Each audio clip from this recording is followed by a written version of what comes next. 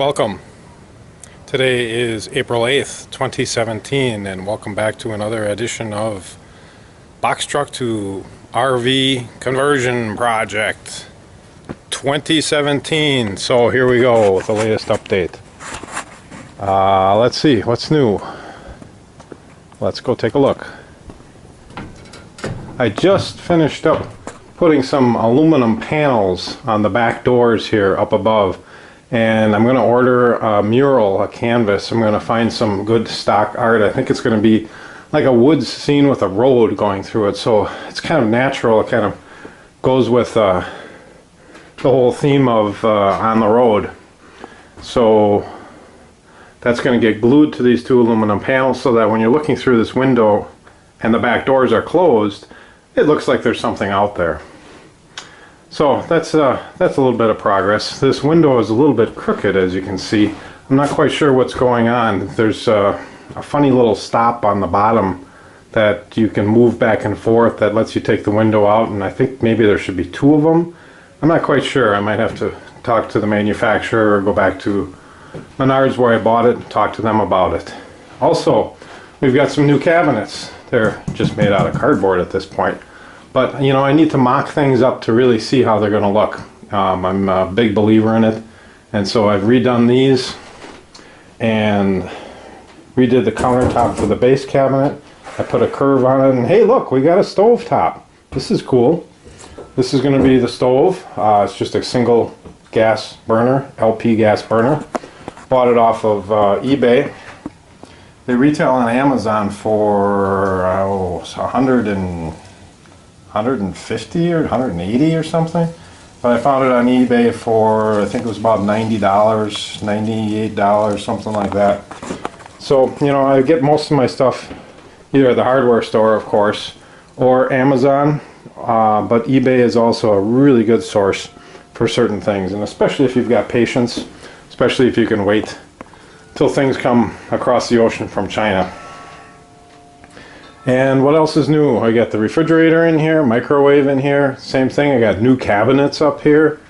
So I think what I'm going to do is, I originally was going to build just a floor-to-ceiling unit here, but I think what we're going to do is do a top cabinet and a base cabinet and put the microwave right here. And this countertop, you can see I rounded off this corner. I plan on rounding off this corner as well. I plan on making it out of something other than cardboard. Not quite sure yet, but you know, cardboard's probably not going to be the best long-term solution.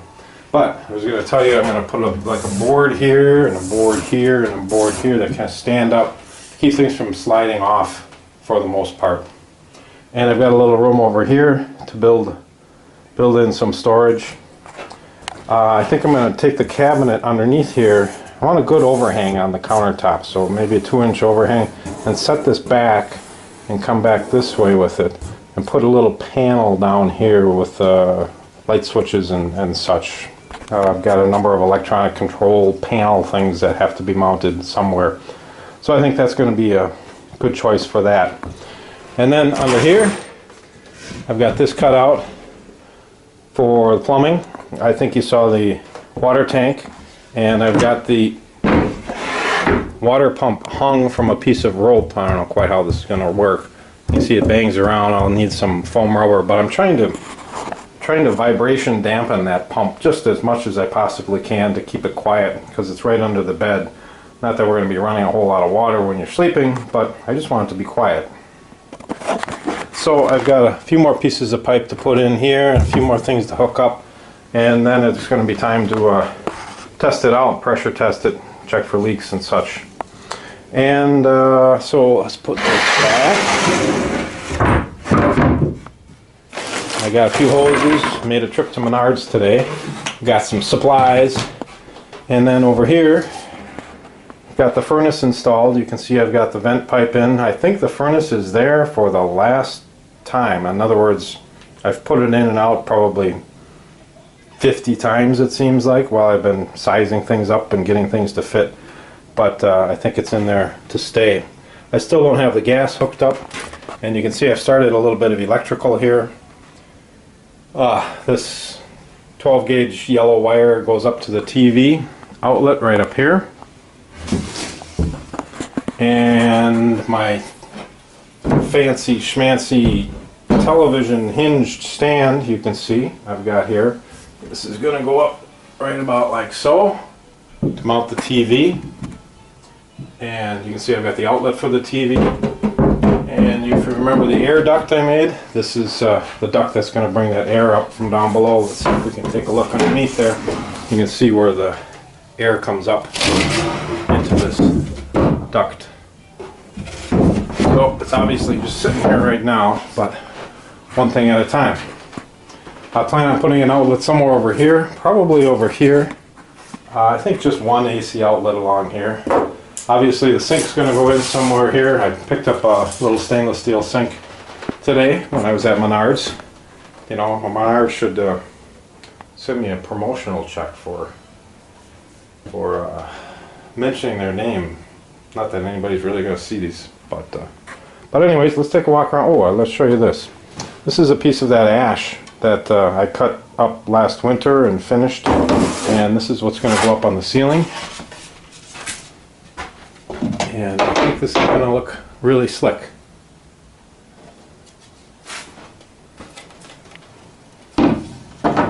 And I've put together a little wiring diagram here. Tried to figure out where all the switches are going to go. So I've got 3 switches here. One is for the outside light by the door where you come in. One is for the outside light on the back by the back door. And then one is for what I call the house light.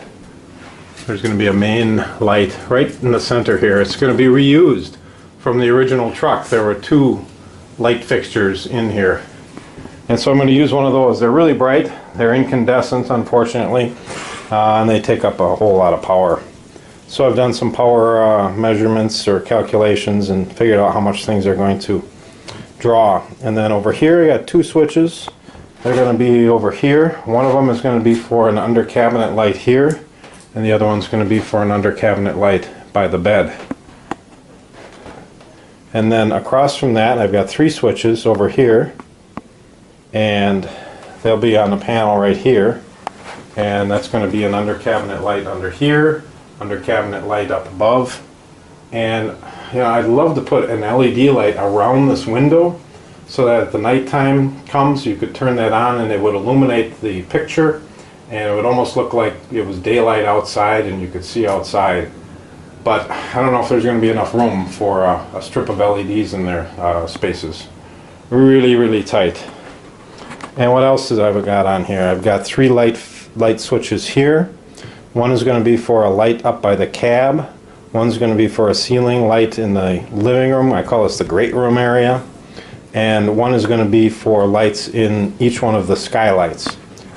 So let's talk about that. I've got a skylight carved out right here.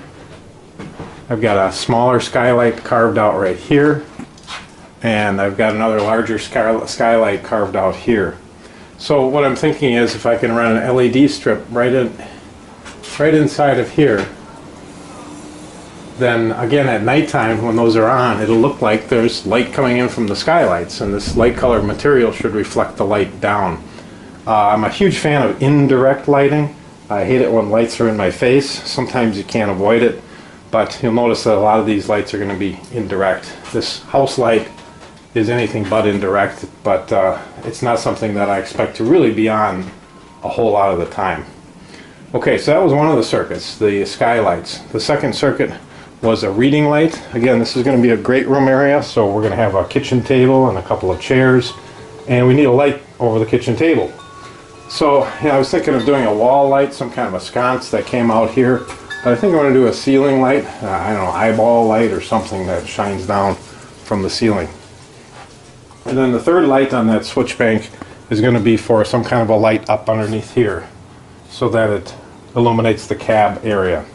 There is a light up here now. In fact, I spent $5 for a stupid little incandescent bulb for it, and it works. When the ignition's on, it comes on. Let's give it a try here. So you can see that light works. The only trouble is it stays on for quite a while when the ignition gets turned off. So the ignition's off, the light's still on. And I'm not sure, maybe there is some way to force it off. But if I want the light off, I want the light off. So I think, and besides, this is controlled from up in the cab. So if I do a strip of lights here and hook it to this switch bank, we were just talking about the 3 switches here, cab light, reading lights, and skylight lights. Then I can control it from in back here. So, anything else to show you in here? Hold on. Here's my wife, Crystal. Isn't she beautiful? Oh, don't do that. This is going on YouTube. Still didn't edit it out, bitch. Well, maybe I will, maybe I won't. Maybe we'll just leave it on. Ooh, yeah.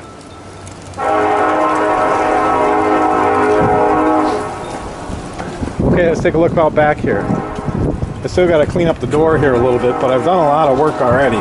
Cleaned up this, I replaced these bolts. I think I showed you I replaced a few of the other bolts.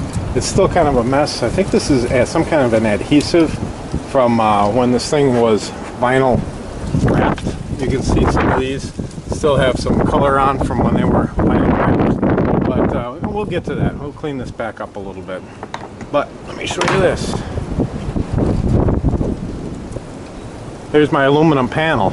I just got done putting that in. And it's cut out here. This is essentially the emergency exit.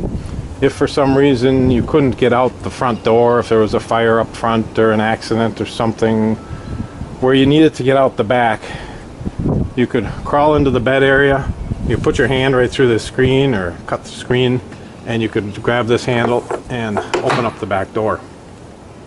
This other door, just reach around and pull the cable to open it. Works out pretty well. And you can see the 2 back panels. So, next on my list is I've got a 3/4 inch piece of that fiberglass cladded plywood left over from the inside. When I say fiberglass cladded plywood, it's the stuff that we use for these doors, stuff the whole truck's made out of. So I got 3 small pieces of that, or 2, excuse me. And one's going to go right in here, and the second one's going to be a door on the bottom. And I'm going to wrap the edges of them with some aluminum channel, and I'm not quite sure what I'm going to do for a hinge yet, but I purchased another one of the latches like I've got over here. These work out pretty well. So I purchased another latch like that, and I'm going to put a latch down on the bottom here and put hinges here so that this bottom door opens up to access this storage utility area. Speaking of hatches and latches, today I picked up some gas valves and some gas fittings to put together a manifold. The plan is to come out of this regulator. I can't really do this with 3 hands. It's going to go up something like this. So I'm going to have 3 circuits, if you will, 3 valves. One is going to be for the furnace. One's going to be for the stovetop that I started out showing you here. And one's going to be for, I think, the Good Buddy heater. That Good Buddy heater we've used quite a bit here this winter and spring to get the chill off this place, and it really works well. Good Buddy, Big Buddy, what do you call it? I think it's Big Buddy. Mr. Heater, Big Buddy. So this thing's great. And like I said, I've been using it in here to get the chill off. So that is about the progress for today, April 8th. Catch you next time.